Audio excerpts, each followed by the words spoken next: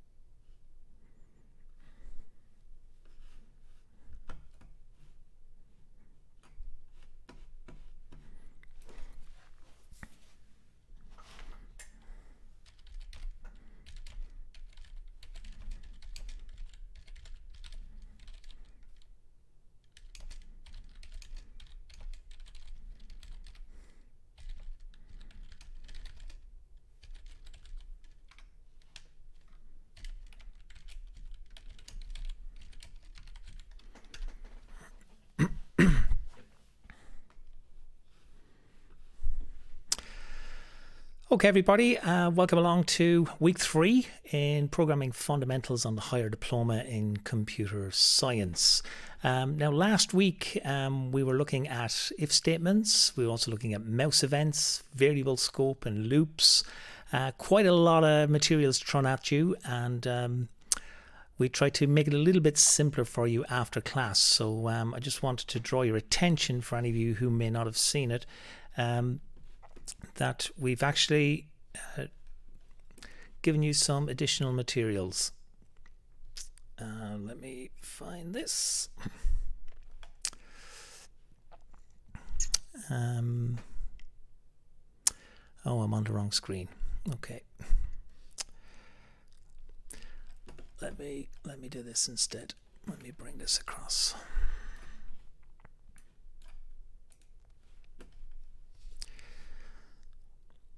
Okay, so what you can see here is from last week, I put up a couple of additional videos for you in Loop Simplified, and you can play that video from the card in week 2. And you're also having some trouble with the challenges. We give you out the slides, but we decided to give you some additional help. So you can see the bouncing ball challenge is explained in full here, and also the moving line challenge has been explained in full here. So they may help you in completing the challenges from last week's materials. Okay, so today in class what we're going to be doing is moving it on a little bit further. We've got some additional things to cover, including methods, which are just another name for functions, but in processing we call functions, or in Java we call functions methods. So we're going to start using that terminology. Anywhere where we have a function, we'll refer to it as a method. So we're going to be looking at specific methods then for handling mouse events. We did touch on it last week, but we're going to be looking into it in a bit more detail. Then we'll take a break, and after the break then we'll get into writing our own methods. How do we write our own functions or methods? Okay, so that's what we're going to be getting at today, and we'll give you a couple of questions along the way as well. Okay.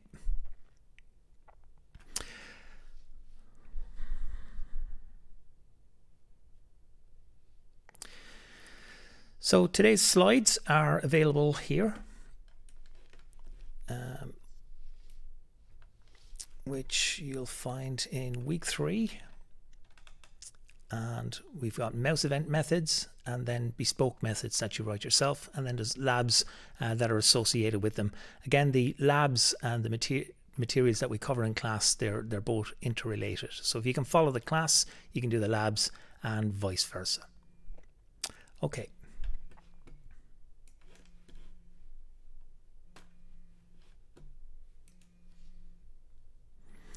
So let's plow on then.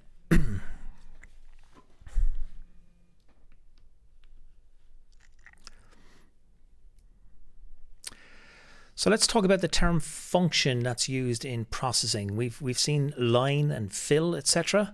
But in Java, we refer to a function as a method. And as this course is primarily about learning the Java language to prepare you for Android development, we are planning on using the word method instead of function from now on, but you can use them interchangeably. What we're going to be covering in this slide deck, method terminology. So we'll look at the different parts of a method, the return type, the method name, and the parameter list. And then we'll look at using methods to handle different mouse events. So let's get started then with the return type first. So methods in processing. Processing comes with several pre-written methods that we can use. A method comprises of a set of instructions that perform some task, which we've seen already. And when we invoke the method, it performs the task. When we call the method or invoke the method, same terminology. Some methods we have used are rect, ellipse, line, stroke, fill, background, and even random. If you missed out on the random, we didn't have an example with random. If you missed out on that, please make a note of it, because it comes up quite a lot, particularly in your assignment that you'll be doing in a couple of weeks' time. We've also written 2 methods to animate our drawings. We've used setup. You might remember setup automatically is called once the program starts. So that's how setup is invoked when you run a program. And it typically sets up your display window, for example, the screen size or the background color. We also looked at the draw method. Draw automatically is called straight after the setup call, and it gets called continuously 60 times a second. And we saw even methods that will change how often it gets called by changing the frame rate. So here's an example of a method. This is setup. We refer to the top part of the method, this bit here, we call this the header. Okay. It's also called the method signature. And the method signature has 3 parts to it. It has the return type. It also has the name. And then inside brackets, we put any parameters. And we'll be seeing that in just a few minutes. So that's the signature header. We also have the body, and we're familiar with this. This is where we write the lines of code to carry out the instructions that we want implemented.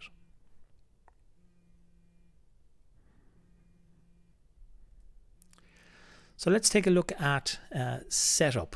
Setup has a return type.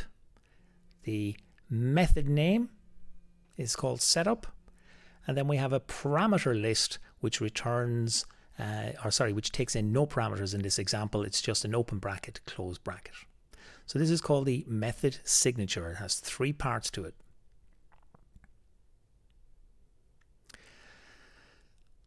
So the return type, let's look at that in a bit more detail. Methods can return information. The void keyword just before the method name means that that nothing is going to be returned from the method. Void is a return type and must be included in the method signature if your method doesn't return anything.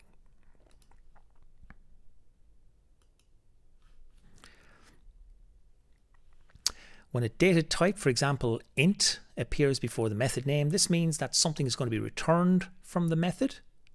And in order to return something from a method within the body of the method, you must use a return statement to return the value. So we have int, we could have any data type. We could return a byte, we could return a char, we could return a long, a float, a double. It doesn't matter. We can return any data type at all. Initially, the two methods we've used return no value, so they're void. That's what void means, returns no value, but we can make it return some value if we wish. So here's an example of how we might use the return statement. Here we've got the draw method, and we're calling a method called times2. Now times2 takes in a number, that's the parameter list, and it uses that number inside its function, inside the body of the function, to work out times2 of that number. And then it returns the value into a variable called result, which is an integer.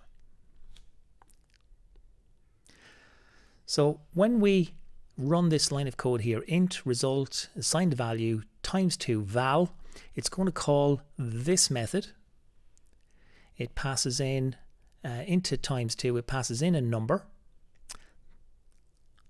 and then that number locally, and this is the local variable, is given a new value. So number is assigned a value, number multiplied by 2, so it's times2, and then this statement here, return number, is going to say that the times2 equates to whatever that number is. That value then gets passed back to here, gets stored in result, and then will be printed out. So the red int in the function declaration specifies the type of data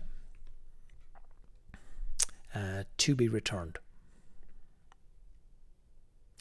Different types then that we can return. We've seen all these before: boolean, byte, char, int, float, and string for now.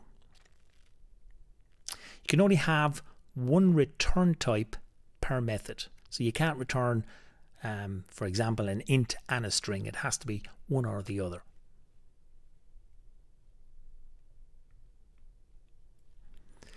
So let's look at using methods. Sorry, let's look at the method names next. So we have some rules about our method names, and they're similar to the rules that we saw already about variable names. So method names should use verbs, so they're actions, it's what you want to do, to describe what the method does. For example, calculate tax, print results. So these are actions, it's what you want to get done. Now, just as we had with variables, if you have multiple words in the method name, then we use a mixed case with the first letter being lowercase and the first letter of each internal word capitalized. And we refer to this as camel case, and we've seen that before. And here's an example over here. We have camel case with a capital C on the second word. Okay, so that's how we name our methods. It's also how we name our variables. Difference between variables and methods is with methods, they're actions or verbs.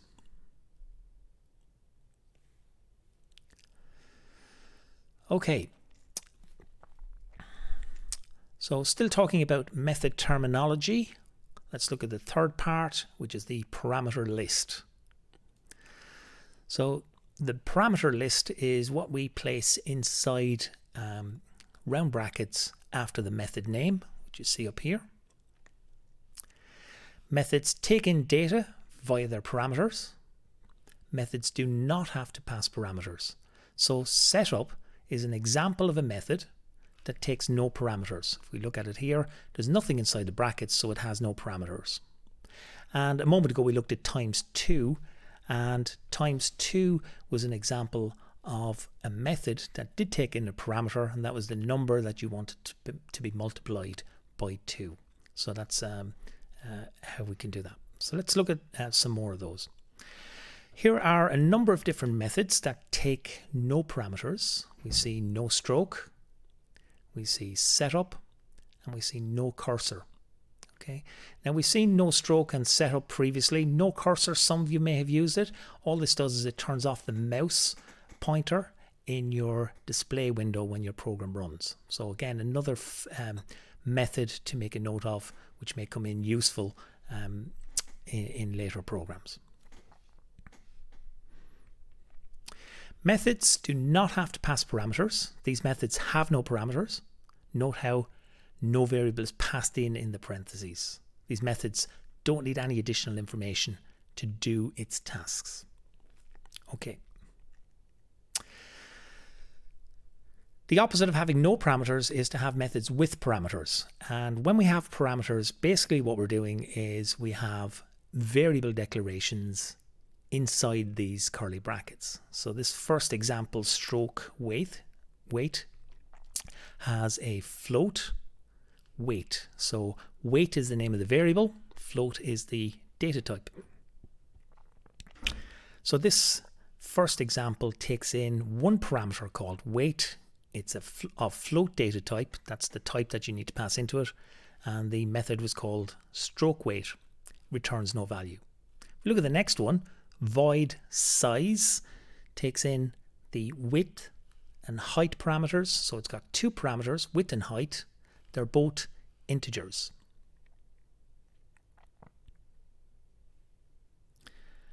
Okay. So a parameter is a variable declaration. It has a type, which comes first, and a name, in this example width, which comes after the type. If a method needs additional information to execute, we provide a parameter so that the information can be passed into it. The first method, stroke weight, has one parameter, and the second method, size, can have any number of parameters. A second method, size, can have any number of parameters. In this case, it has two, which are width and height.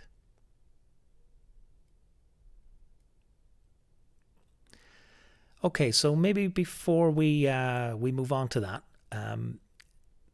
let's give you a couple of questions on methods. Okay, let's see if you're following along with this.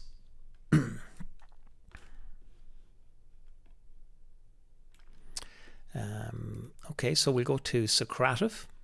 And let's give you some short answer questions. We'll get you to write some code.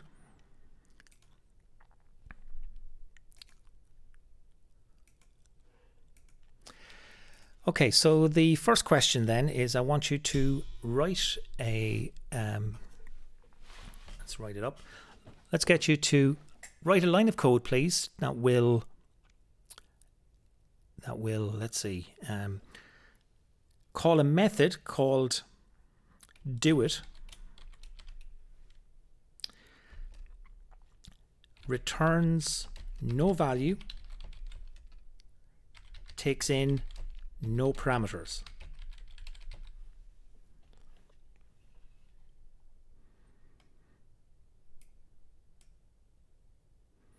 Okay, so we're in the Socrative room is C. Dunphy as normal, and I've just posed a question. What I'd like you to do is to write a line of code, full line of code, that will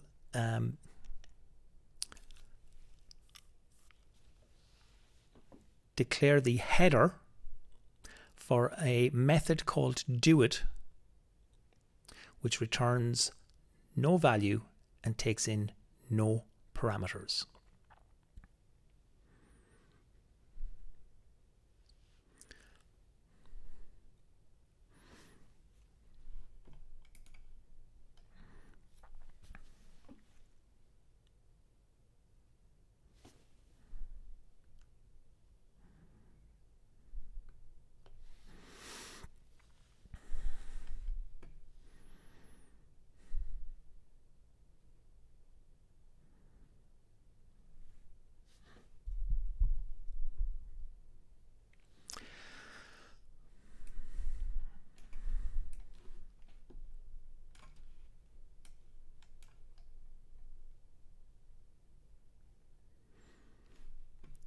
Okay, let's take a look at how you're getting on with that.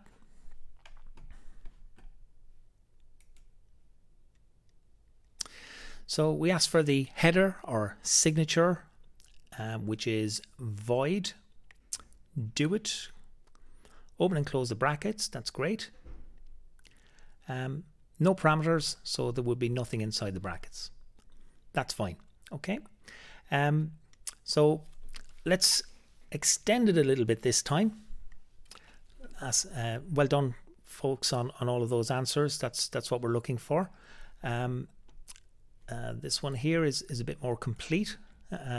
We'll get to that in a minute. Let's ask you another one.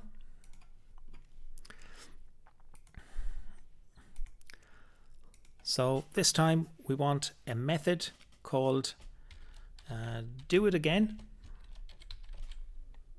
But I want you to write the full method. That's the signature and the body. Returns no value.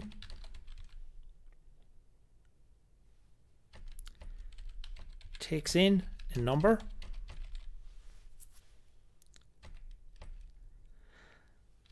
Displays the number to the console. So I'll call that out again. We want you to write the full method this time, so that includes both the signature or header and the body.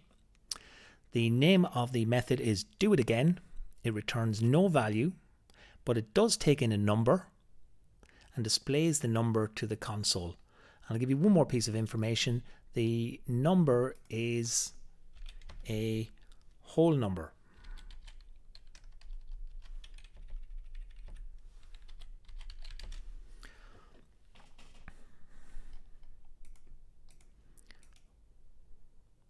So let's see how you get on with that.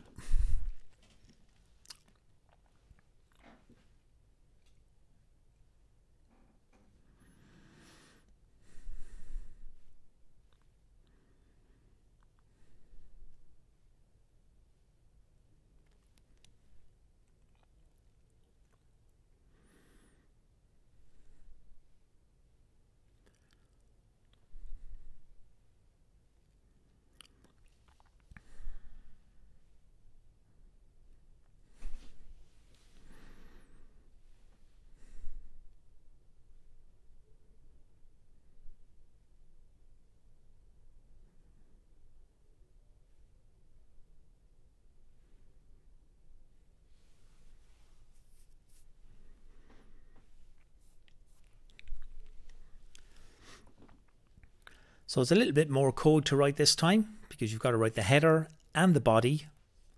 It's not a complicated method, so there isn't too much to have to worry about.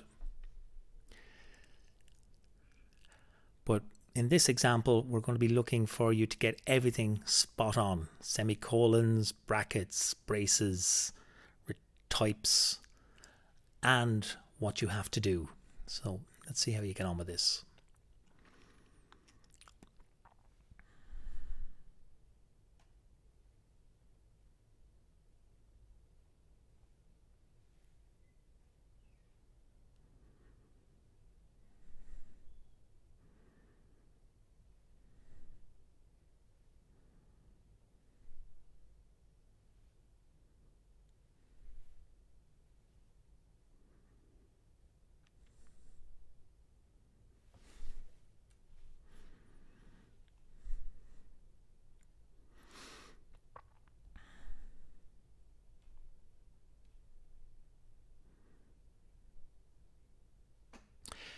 Okay, we might take a look at it. Couple of late entries. Give us what you've got. One more.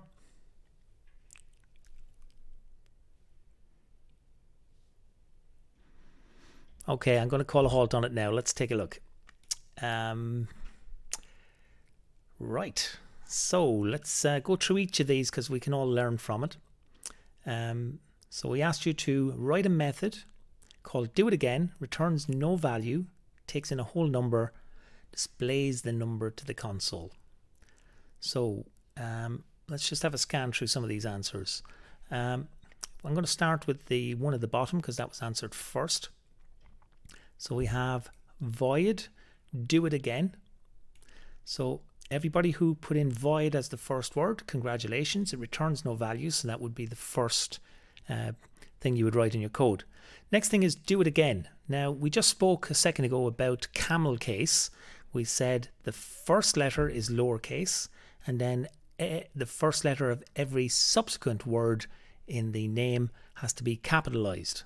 So we have, this is the correct way to do it, a capital I and a capital A.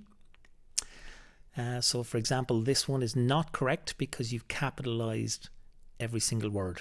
Now, it wouldn't stop the program running, but it's convention that we use camel case, so most programmers would expect to see that this is lowercase. Okay. Now we need to take in a whole number, so we could take in an int inside the brackets with a num, so that's correct. So this is correct. There's a little bit too much going on here.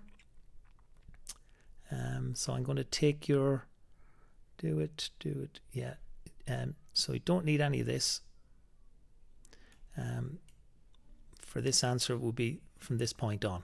Okay, and likewise up here. Okay, so I presume what's happening is you guys have been running the code in processing, and that's great if you are.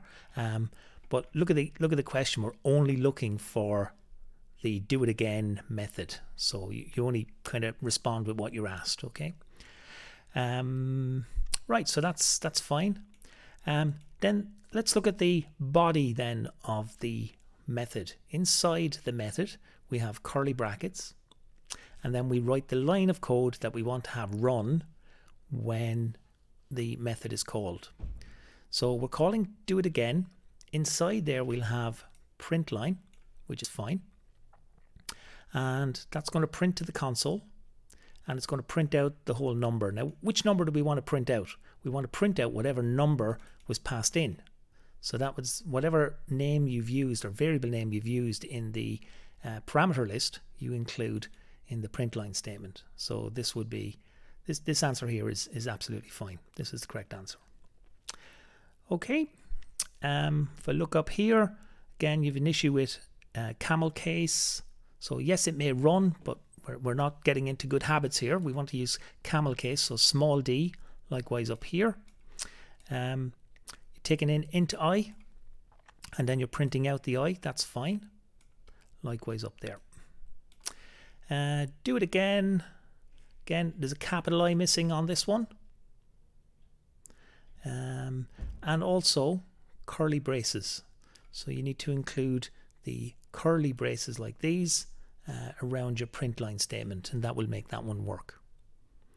Okay, so quite an easy question, but it throws up quite a few things that some of you may or may not be considering. And the first one there was camel case. So let's run over camel case again. If we're using camel case, what it means is you've got multiple words in a name, and that name can be a variable name or it could be a method name. Irrespective, the first word is all lowercase, and then every word that comes after the first word is capitalized. Okay, so it's not a hard thing, but it's good practice, and it's convention when we write our code that we use camel case. Okay. So I think that's enough questions for now. Let's move on with our slides.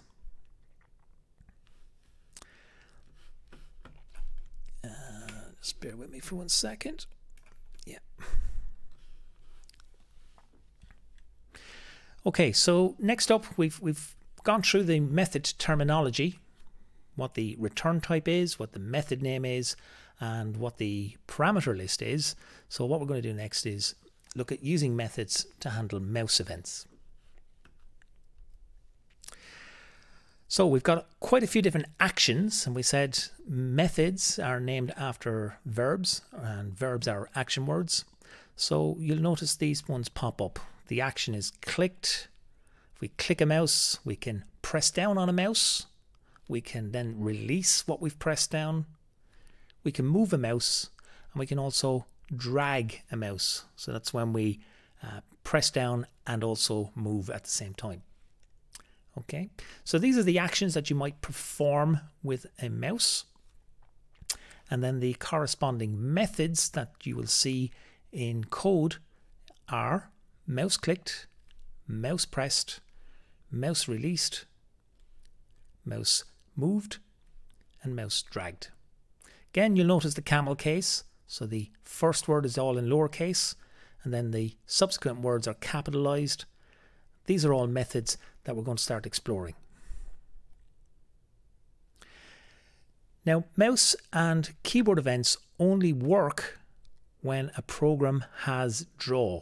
And I'd like you to make a note of that, please. If you don't have a draw method, the code is only run once and then stops listening for events. So it's important that you have a draw method in your programs from here on in if you want to handle mouse and keyboard events, and that's something we're going to be doing a lot of. Let's take a look at an example. This is example 3.1 in your lab. We have setup, sets up the size of the background window, 400 by 400, changes the background to black. And then we're using the text by setting text align to be centered, text size to be 24 or font size. We're changing the fill color to white for the text, and then we're going to write some text on the screen. So these 4 lines here are writing this text on the screen. Mouse has done nothing, and we position it at halfway across the screen and halfway down the screen. So the screen is width and height. So these are system variables which tell us the width and height of the screen. And if we divide that by 2, we'll get the center point. And because we're aligning center, it means that this text message here is nice and centered. Okay, so that's the basic example. This is all this code is run in setup. And then we're including the function draw. And again, we include the function draw so that we can handle mouse events and keyboard events. If we don't include draw, we can't do that. So why do we include the draw method, particularly as it's empty at the moment? Let's get you to answer that, please.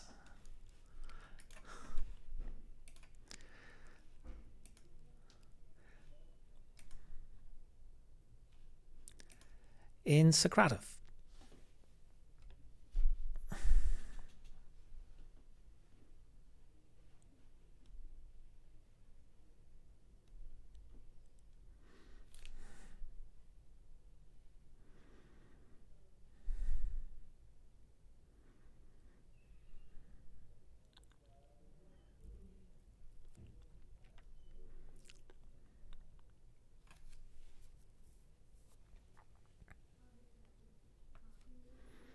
Do you need me to put in the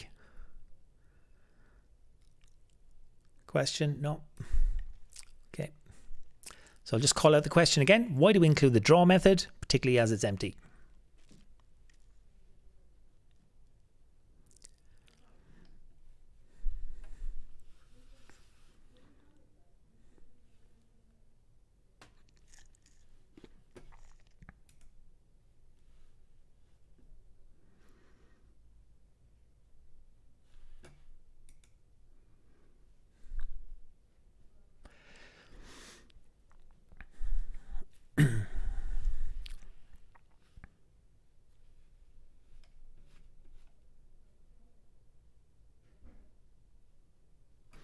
Okay, thank you for your answers. Let's take a look. Mouse events only work when it's in place, because mouse and keyboard events only work when your program has a draw method, because the text will only appear for a split second and then disappear off the screen. Draw makes sure it's displayed constantly.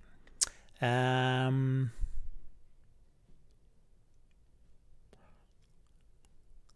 will only appear for a split second. No, we're included. Draw is not actually doing anything because we have no code in there. The only thing it's used for is what you've seen in the other answers, that mouse events only work with draw. Okay, you could leave out draw and run the program and you would still see that text message on screen. So we have up here for animation purposes. Yes, we generally use the draw method when we want to animate, but from today's class what we're also learning is that you must use the draw method even if you don't put anything in it in order to make mouse events work. In order to effectively, what it does is it sets up a mouse and keyboard listener which will be listening for the mouse to be pressed or moved, or the keyboard to be pressed or moved, and when it detects that those things have happened, it will then call other methods for you, the methods that we've just been looking at. Okay, thanks for your answers there. Okay. So draw is required because mouse events only work when a program includes it. So now let's take a look then at how we might use code inside these events. So what you can see is I'm building up the program. So we started here with a setup. In order to get the program listening for events from the mouse and keyboard, we had to include the draw method, even though I'm not doing anything inside it. So we're not actually drawing anything inside the draw method. But then we've added another method. So because we have an empty draw method, we can now include a mouse moved method. And every time you move the mouse, we can then write some code in the mouse moved event, which will only run when we move the mouse. Okay. So remember, draw is running 60 times a second, but it's doing nothing. It's not actually writing anything to the screen.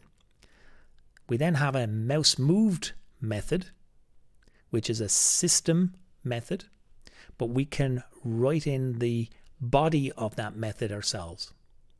So what we've done here is we've changed the background to this pink color.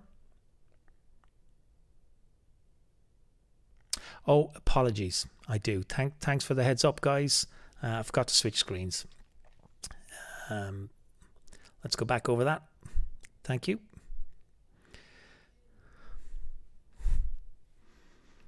Okay. So I'll step back, just run over that again. So what I was saying was we started with a setup, and we know what that does. It just puts a piece of text on the screen. Then we added a draw method so that we could handle mouse events. Now the draw method is doing nothing apart from enabling us to handle these other mouse events. So we then add in this new method called mouse moved. It's a system method. It's called by the system whenever you move your mouse.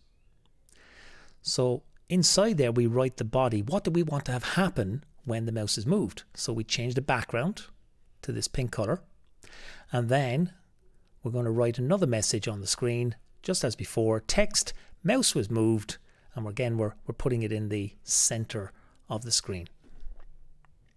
Okay, and we can do that now for each of the other events.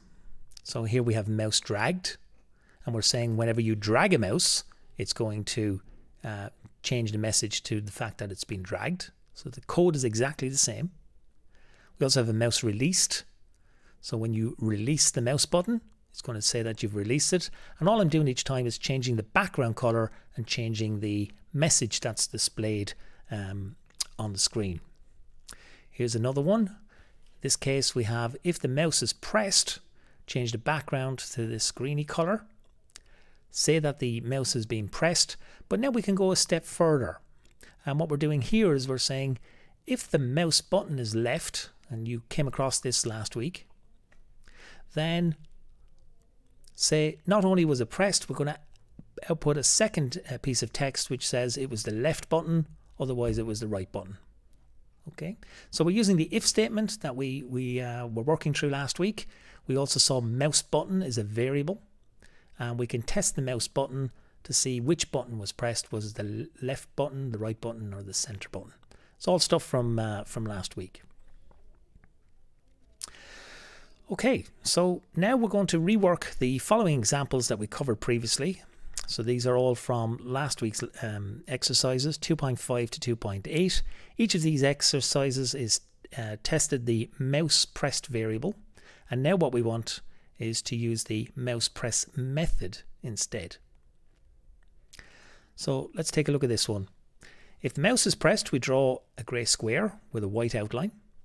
Otherwise, draw a grey circle with a white outline. This was our example from last week, 2.5.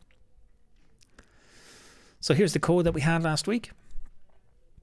We have a setup and a draw. And you might remember this was the key bit. If mouse pressed, then draw a rectangle, otherwise draw an ellipse. So that's the way we coded to get started in coding last week. But what we're going to do now is we're going to take that code and remove it from the draw method.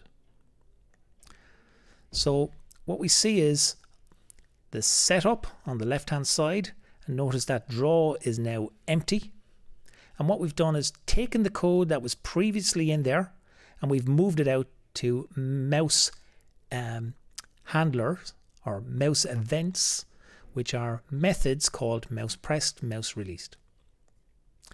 So when we press down on the mouse, we're changing the background to black and drawing a rectangle.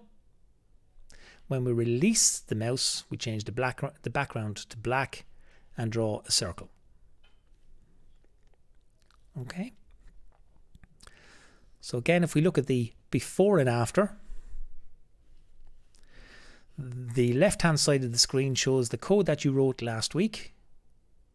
And on the right-hand side of the screen, we see the code that we're implementing this week. We're introducing mouse pressed and mouse released, and we're able to remove all our code that was previously in draw, and we're able to move it into new methods. So if we again look at each line of code, the program is going to do exactly the same thing, but we're just introducing these methods. The setup from last week, we had changing the size of the window, so that stays the same. The background stroke and fill, okay, that's all changed in the setup this week. Doesn't need to be rerun each time. And then we move the drawing of the rectangle to mouse pressed, and the drawing of the circle goes into mouse released, and it's also the default option that happens in the setup. So there's no new code as such, we're just moving code around into these new events called mouse pressed and mouse released.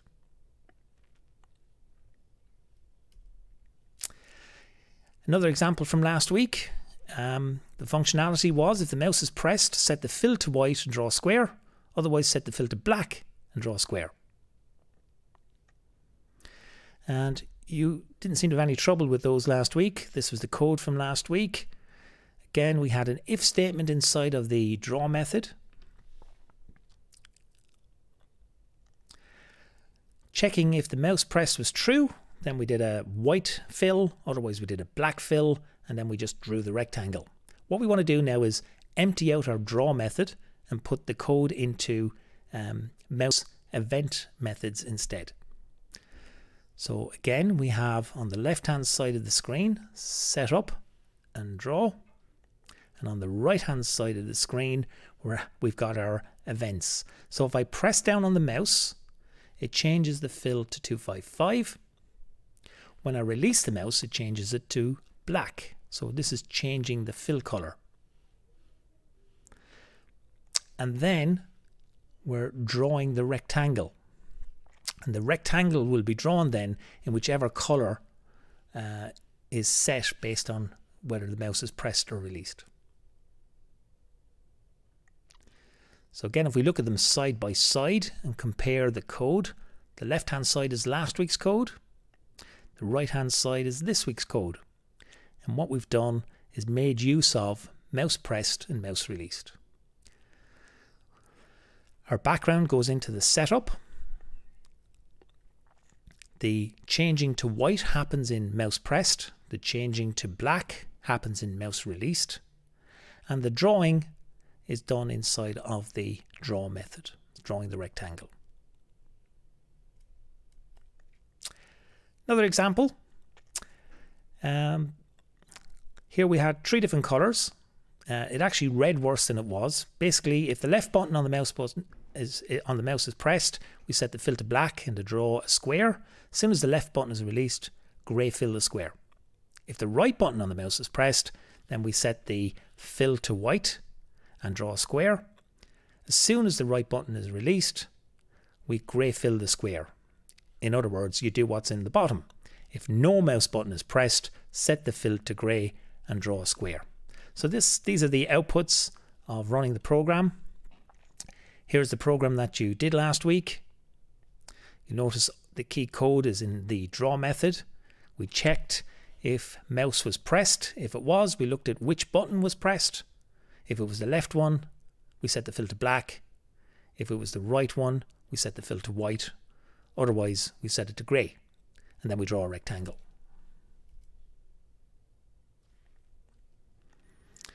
So what we're doing now is we're making use of mouse pressed and mouse released and looking at where we take that logic and that code and where do we move it.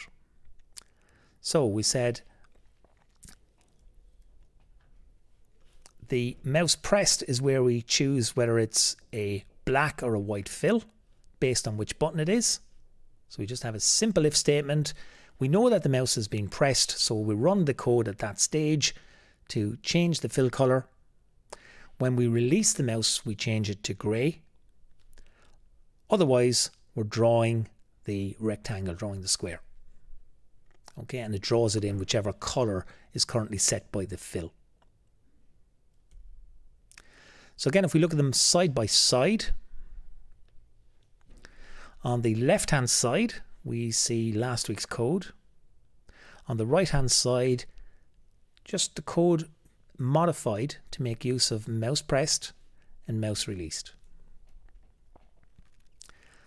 So the if statement has moved into the mouse pressed event.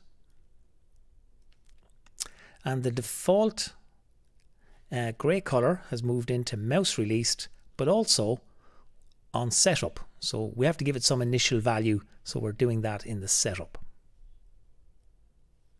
And then we draw the rectangle in the draw method.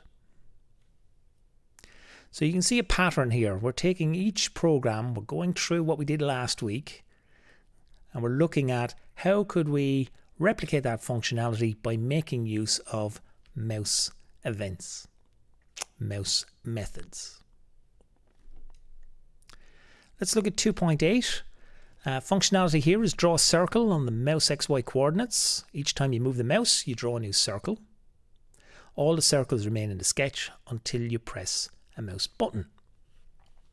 So that's what's happening up here. So we saw this, we're scribbling around, drawing circles, but then what happens is you fill up the screen and you want to clear the screen. So you press down on the mouse button, and what that's going to do is clear the screen, and then we can start drawing again.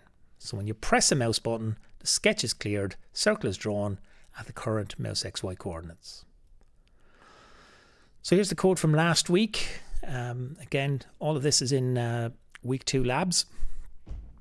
And we went through it last week as well. So if the mouse is pressed, we have changed the background color to 0. And then we have changed our stroke and our fill and draw a circle. And all of this was happening inside of the draw method. The point is we only clear the screen, we only clear off all the circles if mouse pressed is true.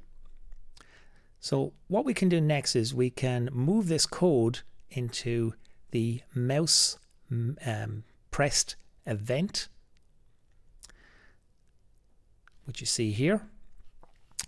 So we've taken changing the background to 0, clearing the background, and we put that line of code into mouse pressed, so we now don't need an if statement. Okay.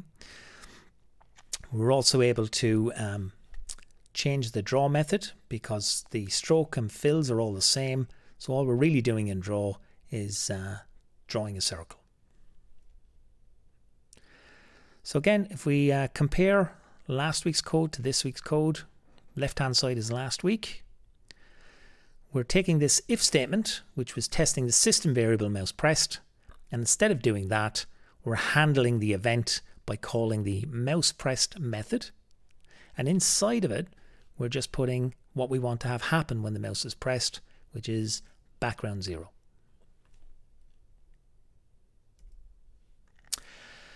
One more, I think, before we finish. For now, to take a little break. Setup, we have sizes 500 by 400. Changing the background, stroke and fill. And now we've cleared out the draw. So this is just another version. So you can see that the if statement, checking if the mouse is pressed and changing the background, that's handled now in mouse clicked. So every time we click the mouse, we're changing the background to 0 and then drawing the circle at the same as well. Okay. If we move the mouse, we also want to draw a circle. So this is yet another version. So note that draw is empty. We've asked this question earlier in class, and that is, why do we include it? So I'm not going to ask it again. We have to include the draw method, because if we don't, then mouse moved and mouse clicked never get called, and therefore your program won't work. So the draw method, even though it's empty, is included so that this code can run. Okay. So I'll take any questions that you have at this stage in Slack, and I think we'll just set up a little breather, convenience break. Let me do that.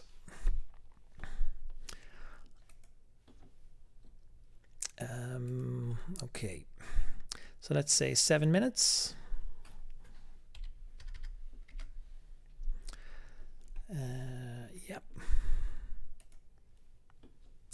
And if you have any questions, you can pose those questions in Slack. Okay, thanks very much.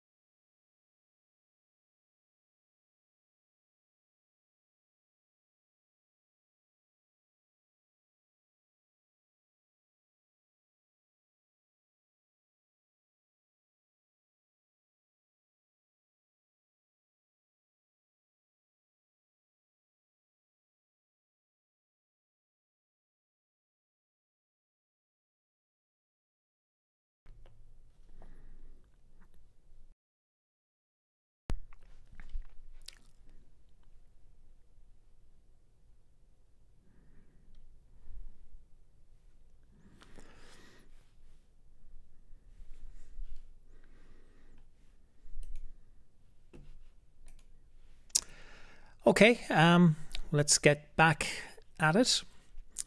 So we've done the heavy lifting for today's class. The rest of it should be a lot easier. In this part of the session, we're going to be looking at writing our own methods. We'll recap on what we did just before the break, go over it quickly, so you hear it again, and then we'll start writing our own methods to do different things. Okay. So, writing your own methods. So, first thing is recap of the method terminology. Before the break, we saw we have, when we write a method, we have a return type, we have the name of the method, and then we have a parameter list. In addition to those, we then have this statement, the compound statement in curly brackets, that implements what you want to have done when that method is called. So this is just going back over old ground, so I'm going to go through this quite quickly. It's literally what we did a few minutes ago, so just read back over it again. We said a method comprises a set of instructions that performs some task.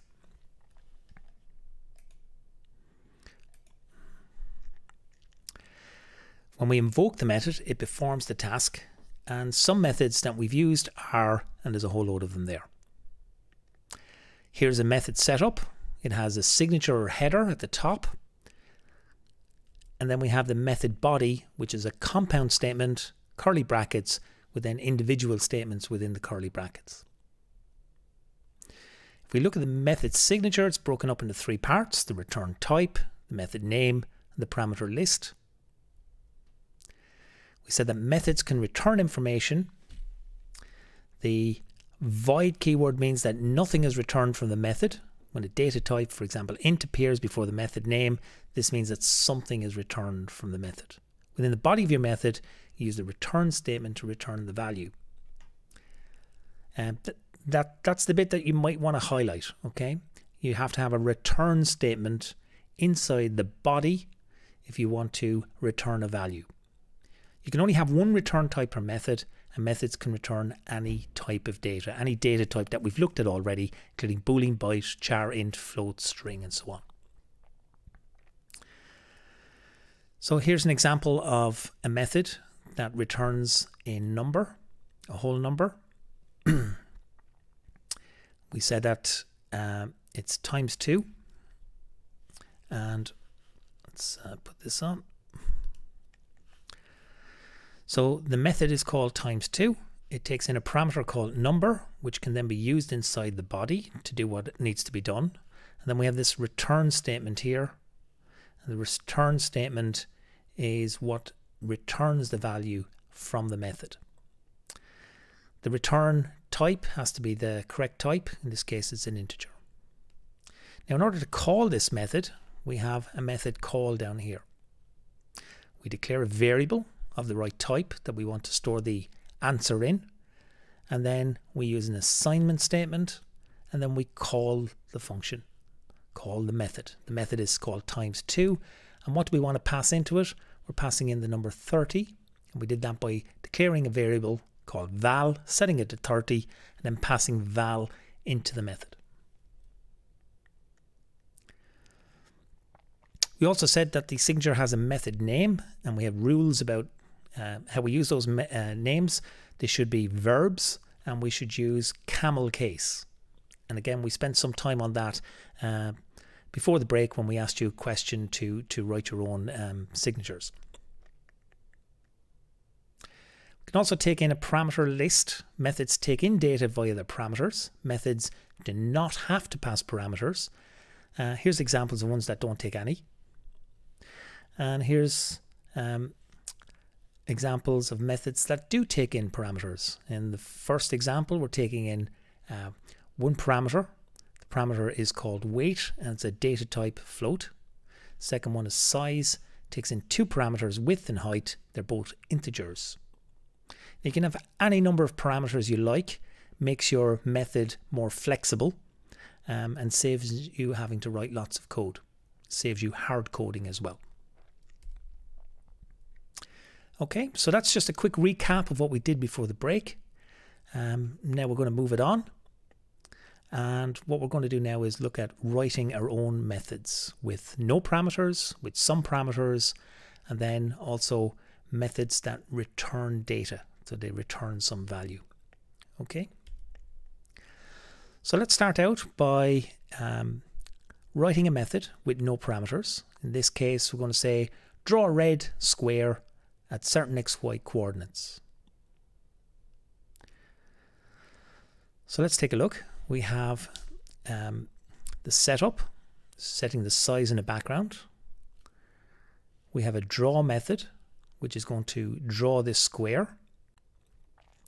But rather than hard coding in the fill and the rect statements inside the draw routine, what's new here is we're going to make a method call,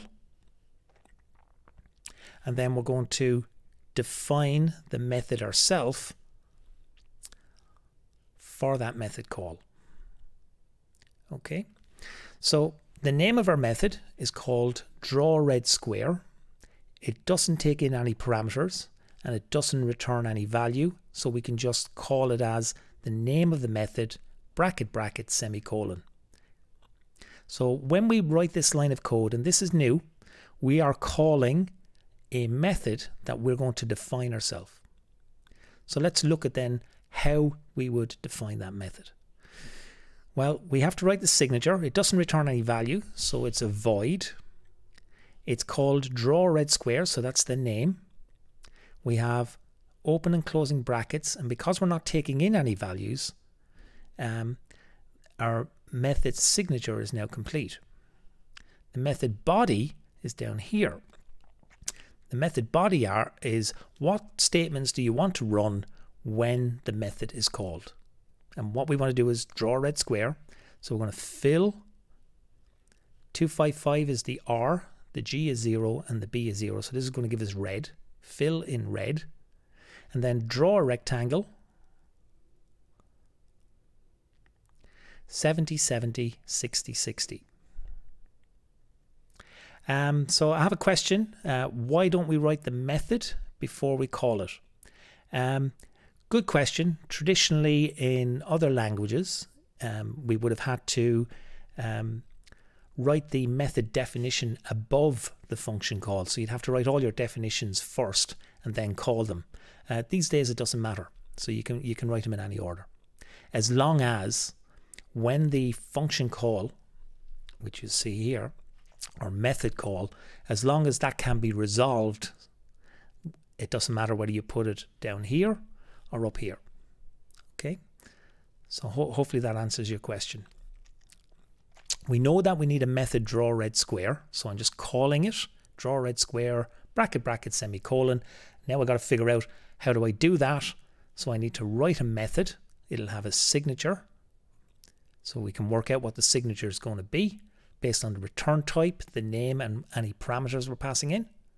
And then we write the code to implement it inside curly brackets. Okay, that's the easiest way of thinking about it. Hopefully that's okay. If it is, you might give me a thumbs up on your question. Okay.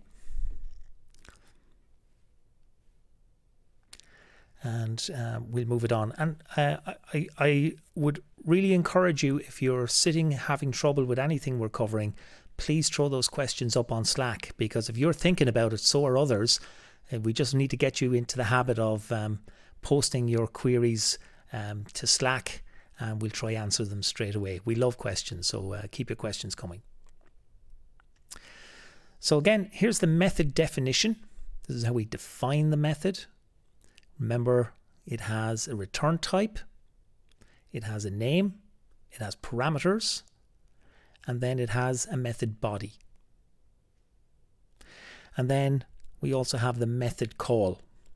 And this is the line of code that you write in order to run what's in the method definition. I would encourage you to make a note of this slide in particular, because this terminology may upset you in the next couple of exercises. Okay, so we have to think about the method call and the method definition. Okay, So that was writing a method with no parameters. We're now going to look at writing a method with a parameter. So we're going to update the code so that you can pass in the length of the square into the method drawRedSquare. So at the moment we have drawRedSquare, and what we want to do is change it so that we can pass something in. So we're going to see something inside of the parentheses. So let's look at our example again. Setup is the same as before. Draw has one change to it. You'll notice we're now passing in the number 60. So it's going to call drawRedSquare and pass 60, and that 60 is going to go into the length parameter that we've now declared inside of the drawRedSquare definition. In our parameter list, anytime we want to receive in a value into a method, we need to declare what data type it's going to be. So in this case, we want to take in an integer, and that integer is length. So effectively what you're doing is you're declaring a variable local to the method drawRedSquare, and then you're saying the initial value of that variable is whatever number you pass in your method call. So again, with the method definition, we have the method call. The 60 gets passed into the length. It's used inside here, and you'll notice it's used on the rect statement. So we're setting it to 60 here. So effectively what happens is we call rect 70, 70, and then this changes to 60 comes into length, and then we're calling rect 60, 70, 70, 60, 60. So effectively this is what happens. Okay. So we've seen how we can take in one parameter, but you don't have to stop at one. You could decide, if we look at our last example, the 70 and 70 is hard coded. And we've already mentioned this before, hard coding or hard wiring, it's not a great idea. Wouldn't it be better if instead of hard coding the 70 and the 70, we took those in as parameters? So in other words, we could take in the value by specifying it up here, be received in here, and then used down here in the same way that length was. So that's what we're going to look at next, which is writing method with multiple parameters. So here we're going to update the code so you can pass in the length of the square, the x coordinate and the y coordinate. So all the time the output is the same, but what's different is this code. So we've now updated the drawRedSquare. It takes in the length, but it's also now going to take in the x and y coordinates. We're specifying that in the method call. The 60 is going to get mapped into the length, the 70 into the x coordinate, 40 into the y coordinate. And then we can use x coordinate, y coordinate and length when we're drawing the rectangle down here. So I've highlighted that for you here. So this is the method body. Notice we now have three effective parameters, which are three variable declarations inside the parentheses. We then have the call to drawRedSquare. When you call it by using the method name, brackets, the parameter values, semicolon after the closing bracket. What happens is the 60 goes into length, 70 goes into x coordinate, and in this case 40 is going into the y coordinate. So we have length is now 60, x coordinate is 70, and y coordinate is 40. So when we use those parameters inside of our method by calling rect x coordinate, we're effectively saying x coordinate is 70, so we're saying rect 70. Y coordinate is 40. and the length is 60, and the length is 60. So it will then draw a rectangle over 70, down 40, 60 by 60, which makes it a square. The picture that I have on the left may not be quite right. I think it's just reused from the previous example. So in order for that to be correct, I think I should have passed in 70 there instead, but that's neither here nor there. You'll see that when you run it yourself. Okay, so before we go any further, what I'd like you to do is I'd like you to open up processing on your machines right now and have a go at taking this code and seeing it run. Okay, so I want you to type in this example or copy and paste it if you've got the lab open, and I'd like you to put this code into processing and run it.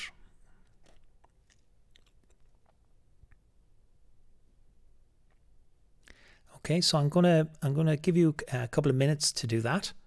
I want you to see this in action, and then when you've got it running, I want you to change the value of the length, the x coordinate and the y coordinate by passing in different numbers here. And one more thing to do, copy this line of code and paste it in again underneath, but then change the numbers completely. And what you should get then is two red squares drawn on screen.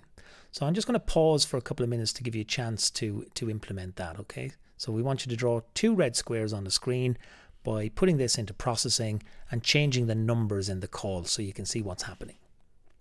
And I've got a couple of questions coming in on Slack, so I'm going to pause and take a look at those right now. Okay.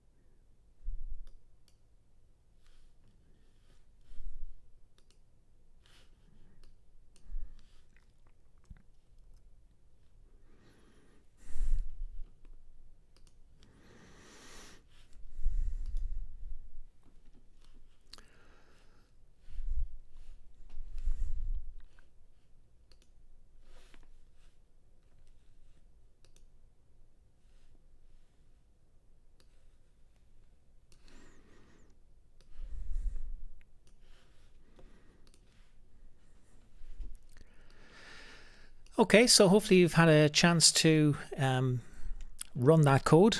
Here we have it here in processing. Just if you're having trouble in doing this, what I'm going to do is I'm going to paste this onto Slack just to make life a little bit easier for you. So let's add code or text snippet, paste that in. This is the red square.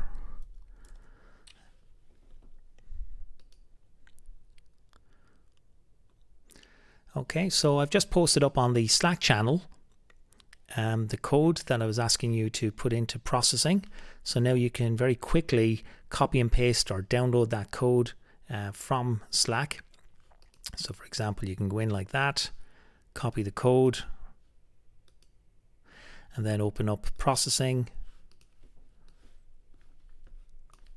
and paste it in, and then you can run it. Oops, one little error there. And then you can run it and see it running. So it's important that we are trying out our examples, if at all possible, as the class is going on. If you can have processing running in the background, you can be trying out the examples. So what I was saying was, with this example, you can see where the red square is. If I was to change that to 70, we get the original example. So now you can see we're over 70, down 70. If we put back what it was to 40, you can see now I'm draw a red square. Oh, I've changed it. I'm like over red square is the size is 60, over 70 and down 40. So you can see that the height at the top has been reduced. And what I was suggesting was you can now copy that line of code and paste it in. Keep our indentation nice. And now we can put in different values here. So we can draw them in different locations. So the size is 200, 200. So I have to keep within that area. And we know that the length is the first parameter. So I'm going to draw a smaller square. Let's make it 30. And then the X coordinate and the Y coordinate come next. So let's bring it over to 120 and maybe come down 150. And let's see what we get. So now when we run the program, we should get 2 squares. Okay. And we could keep doing that. We could, for example, in our draw, copy that line of code again and just change our values. Let's make it a bigger one this time. Let's make it 90. Let's put it over, I don't know, over 10, come down 100. And now we'll have 3 rectangles. Okay, so what I'm trying to get you to do is to play around with the code. You've done the heavy lifting in creating this method, and the advantage of creating this draw red square method is once you understand that I can, if I know how to do what I want to do, I can put it inside of a method by putting a method signature above it. I can then call that method, and now I can pass in different values. Okay. What we're about to move on to next then is an application of this. So let's get back to here.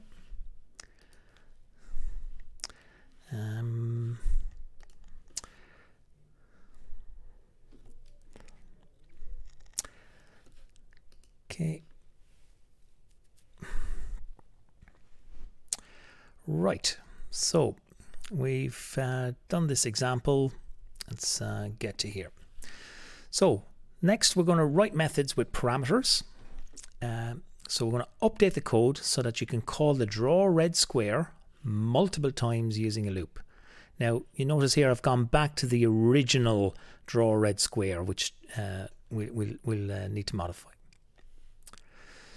So what are we passing in? We're passing in draw red square, and we're going to pass in some numbers. So the draw red square method is as it was. We're passing in the length, X coordinate and Y coordinate. used as before, so there's nothing new in the method.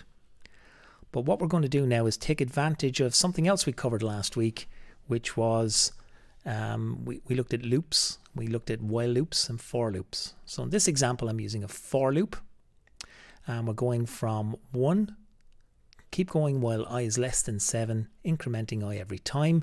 And what do you want to do every time around the loop? Well, you're going to draw a red square, so it's going to draw multiple red squares. But to draw them in different locations and to be able to see them, what we're going to do is change the x coordinate and the y coordinate using whatever the current value of the loop counter variable I is. So this is what will give us the stepping stone effect for our output.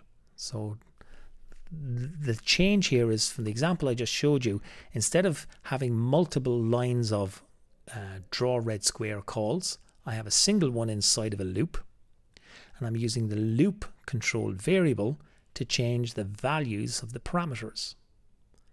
So if we maybe just take a look at some of this. If we set I to 1, first time around the loop, we're going to have 25, then 1 multiplied by 25 and 1 multiplied by 20. Next time around the loop, I goes to 2. So we'll have 50 and 40. Then I becomes 3, so we'll have 75 and 60. Back around the loop, we'll have 100 and 80. So we're changing the x and y coordinates based on whatever the current value of the I loop counter variable is. And that's going to give us different outputs when we run the code. So we've looked at code with no parameters, we've looked at code with parameters, and we've one more thing to do, and that is to look at a method call which returns data. And we've seen this one already. We had a method called times2. This method should take in one integer parameter, multiply this integer by 2, and return back to where the times2 method was called from. The return value should be printed to the console. So it actually sounds worse than it is. Here we have the code. Setup is going to call this method that we're defining ourselves called times2. So let's break it down. Times2 is the name of the method. It returns an integer. It takes in a parameter. The parameter is called val, which is an integer parameter. The code to work out times2 is you want to take whatever number was passed in, which is val, and multiply it by 2. And then this is a key bit, return val. So this is what makes it give the answer back to the method call up here. So effectively, the right hand side of the assignment statement gets evaluated to running this method. When it gets an answer, it returns it back, and then this line of code gets replaced with the answer. So we get int result equals whatever the answer is. And then we're printing that out to the screen. Okay, so again, times2 is called, passes in value. Value is currently 30. So 30 gets passed into val. Val is assigned a value val multiplied by 2. So it's 30 multiplied by 2, which is 60. And then we say return val. So return 60. So effectively what we end up doing is we're saying return 60. That 60 is going to be passed right back to here. So we get 60 on this side of the equal sign. Int result is assigned a value 60, which makes result now 60. So it's going to print out 60 to the console. Okay, bang on time. That's what we've completed. We've gone through methods today. Hopefully you found today a little bit easier. If you managed to get through all the materials last week, you should have had no problem keeping up with today's class, and hopefully the pace is okay for you. I know it's for some of you it may be too fast, for others too slow. We'll try to bring everybody along together, and hopefully things are starting to get a bit more interesting now. Okay, so don't forget to work on your labs. So again, I'll just bring that up. Here's your labs for week 3.